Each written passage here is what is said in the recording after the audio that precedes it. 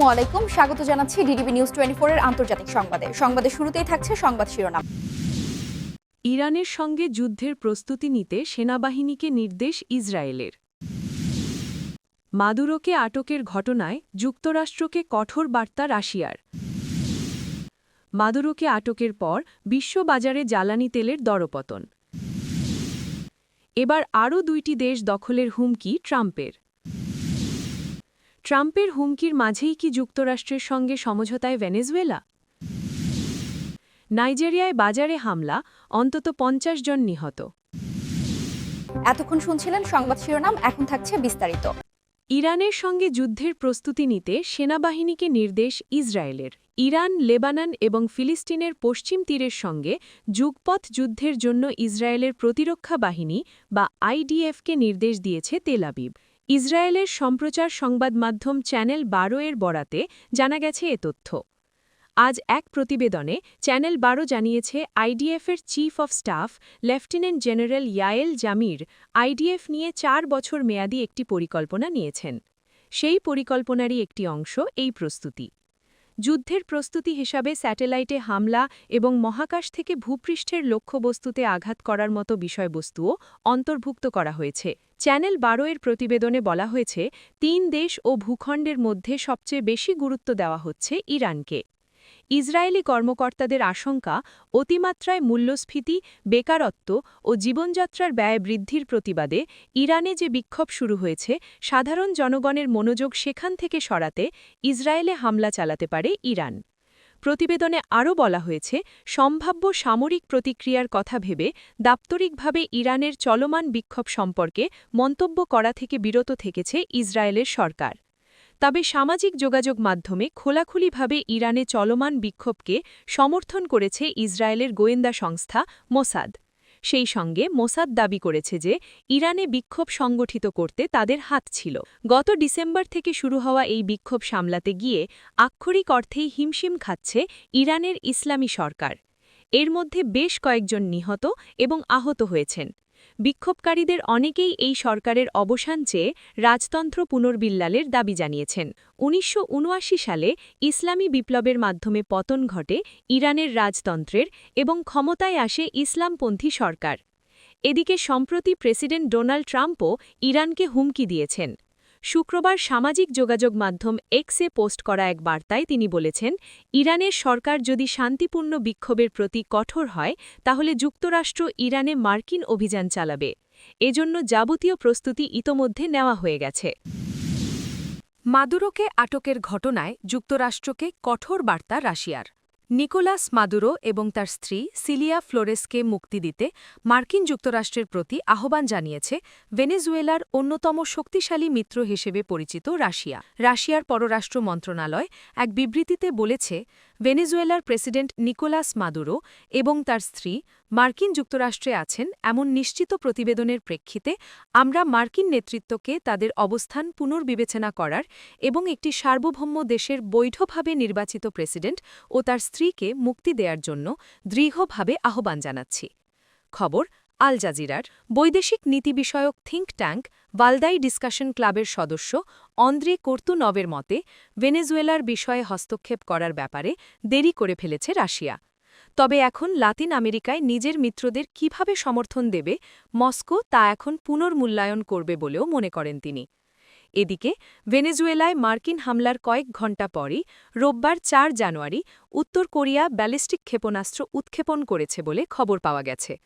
সংবাদ সংস্থা রয়টার্স জানিয়েছে, ট্রাম্পের নির্দেশে ভেনেজুয়েলায় মার্কিন হামলা এবং দেশটির প্রেসিডেন্ট নিকোলাস মাদুরোকে আটক করার পর কমপক্ষে 2টি ক্ষেপণাস্ত্র নিক্ষেপ করেছে উত্তর কোরিয়া। তবে পিয়ংইয়ং এখনও আনুষ্ঠানিকভাবে বিষয়টি নিশ্চিত করেনি। প্রতিবেদন অনুসারে 2 মাসের মধ্যে এটি উত্তর কোরিয়ার প্রথম ক্ষেপণাস্ত্রের নিক্ষেপের ঘটনা, যা বিশ্বব্যাপী উত্তেজনা আরও বাড়িয়ে তুলেছে। রোববার দক্ষিণ কোরিয়ার প্রেসিডেন্ট লি জে মিয়ংয়ের চীন সফর শুরু হওয়ার কয়েক ঘণ্টা আগে উত্তর কোরিয়া তাদের ক্ষেপণাস্ত্র উৎক্ষেপণ করে। সিউলের ইনস্টিটিউট ফর ফার ইস্টার্ন স্টাডিজের অধ্যাপক লিম ইউল চুলের মতে কোরিয়া ও জাপানের মধ্যবর্তী সমুদ্রে রাজধানী পিয়ংইয়ং থেকে এই ক্ষেপণাস্ত্র উৎক্ষেপণ ছিল চীনের প্রতি দক্ষিণ কোরিয়ার সাথে ঘনিষ্ঠ সম্পর্ক রোধ করার এবং পারমাণবিক নিরস্ত্রীকরণের বিষয়ে চীনের অবস্থানের বিরুদ্ধে থাকার।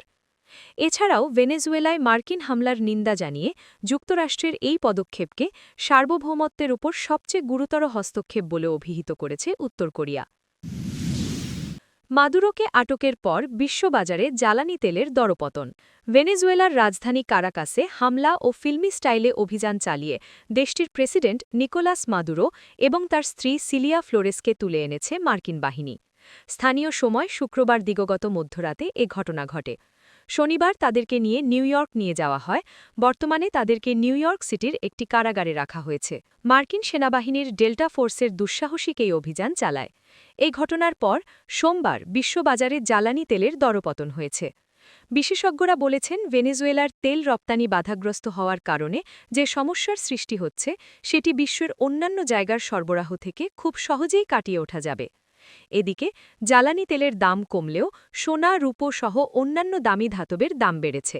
কারণ বিনিয়োগকারীরা এখন এসব ধাতবের দিকে ঝুঁকছেন।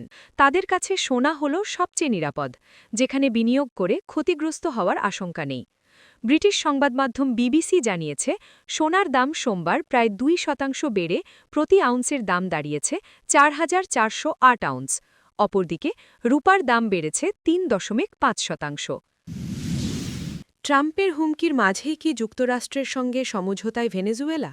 লাতিন আমেরিকার দেশ ভেনেজুয়েলার অন্তর্বর্তী প্রেসিডেন্ট ডেলসি রদ্রিগুয়েজ যুক্তরাষ্ট্রের সঙ্গে সহযোগিতার ইঙ্গিত দিয়েছেন। দেশটির প্রেসিডেন্ট নিকোলাস মাদুরো যুক্তরাষ্ট্রে আটক হওয়ার পর সুপ্রিম কোর্টের আদেশে অন্তর্বর্তী প্রধান হিসেবে দায়িত্ব নেওয়ার পর তিনি এ বার্তা দেন। মার্কিন প্রেসিডেন্ট ডোনাল্ড ট্রাম্পের সামরিক হুমকির প্রেক্ষাপটেই এই অবস্থান সামনে এল। কাতার ভিত্তিক সংবাদ মাধ্যম আল জাজিরার প্রতিবেদনে বলা হয়েছে, নিজের ভেরিফাইড ইনস্টাগ্রাম অ্যাকাউন্টে ডেলসি রদ্রিগুয়েজ লেখেন, ভেনেজুয়েলা শান্তি ও শান্তিপূর্ণ সহাবস্থানের প্রতি প্রতিশ্রুতিবদ্ধ। তার ভাষায়, বাহ্যিক হুমকি ছাড়া পারস্পরিক সম্মান ও আন্তর্জাতিক সহযোগিতার পরিবেশে বসবাস করাই দেশটির লক্ষ্য। তিনি আরও বলেন, যুক্তরাষ্ট্র, ভেনেজুয়েলা এবং এই অঞ্চলের অন্যান্য দেশের সঙ্গে সার্বভৌম সমতা ও অভ্যন্তরীণ বিষয়ে হস্তক্ষেপ না করার নীতির ভিত্তিতে ভারসাম্যপূর্ণ কূটনৈতিক সম্পর্ক গড়ে তোলাকে অগ্রাধিকার দেওয়া হচ্ছে। আন্তর্জাতিক আইনের কাঠামোর মধ্যেই সহযোগিতামূলক সম্পর্ক এগিয়ে নিতে যুক্তরাষ্ট্র সরকারের প্রতি আহ্বান জানান তিনি। ডোনাল্ড ট্রাম্পকে সরাসরি উদ্দেশ্য করে ডেলসি বলেন, ভেনেজুয়েলার জনগণ এবং সমগ্র ল্যাটিন আমেরিকা যুদ্ধ নয়, শান্তি ও সংলাপ চায়। তার মতে, ভেনেজুয়েলার শান্তি, উন্নয়ন ও সার্বভৌম ভবিষ্যতের অধিকার রয়েছে। এর আগে ট্রাম্প হুঁশিয়ারি দিয়ে বলেন, মাদুরো গ্রেপ্তারের পর দেশটির প্রশাসনের বাকি সদস্যরা সহযোগিতা না করলে যুক্তরাষ্ট্র আবারও সামরিক পদক্ষেপ নিতে পারে। এয়ারফোর্স ওয়ানে সাংবাদিকদের সঙ্গে আলাপে তিনি কলম্বিয়া ও মেক্সিকোর ক্ষেত্রেও সামরিক বিকল্পের ইঙ্গিত দেন। বর্তমানে নিকোলাস মাদুরো নিউ ইয়র্কের একটি ডিটেনশন সেন্টারে আটক আছেন এবং মাদক সংক্রান্ত অভিযোগে তাকে আদালতে তোলা হবে। তেল সমৃদ্ধ ভেনেজুয়েলার এই রাজনৈতিক পরিবর্তন দেশটির ভবিষ্যৎ নিয়ে নতুন করে অনিশ্চয়তা তৈরি করেছে। এবার আরও 2টি দেশ দখলের হুমকি ট্রাম্পের।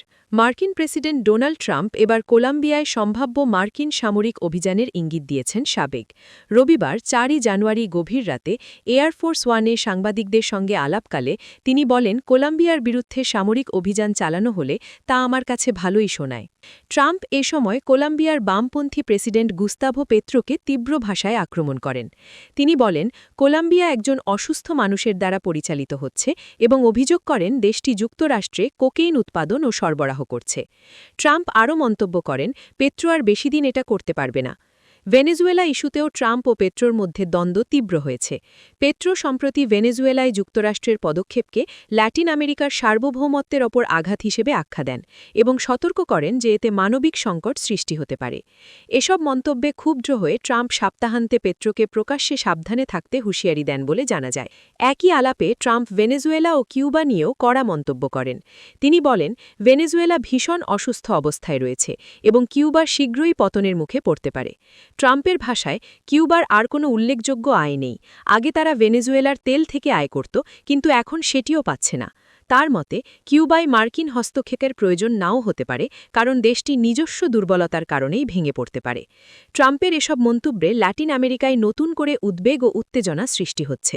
মাদকতন্ত্র দমনের নামে স্বাধীন সার্বভৌম রাষ্ট্রের ওপর হামলা কোনোভাবেই কাম্য নয় বলে মন্তব্য করেছেন বেশ কিছু দেশপ্রধান। নাইজেরিয়ায় বাজারে হামলা, অন্তত ৫০ জন নিহত। নাইজেরিয়ার নাইজার রাজ্যের একটি বাজারে সশস্ত্র হামলায় নিহতের সংখ্যা বেড়ে ৫০ জনে দাঁড়িয়েছে। এ ঘটনায় বেশ কিছুজন আহত হয়েছেন।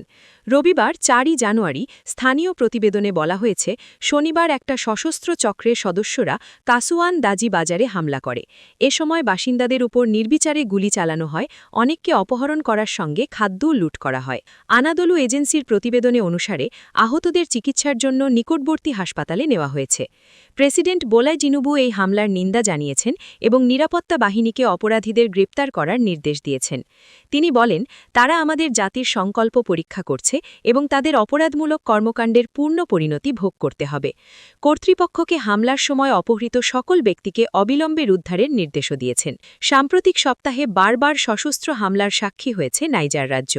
গত বছরের ২১শে নভেম্বর সশস্ত্র বন্দুকধারীরা প্যাপিরির সেন্ট ম্যারিজ প্রাইভেট ক্যাথলিক প্রাথমিক ও মাধ্যমিক বিদ্যালয় থেকে ৩১৫ জনকে অপহরণ করে, যার মধ্যে ৩০৩ জন ছাত্র এবং ১২ জন শিক্ষক ছিলেন। তবে পরে অনেককেই উদ্ধার করা হয়েছিল।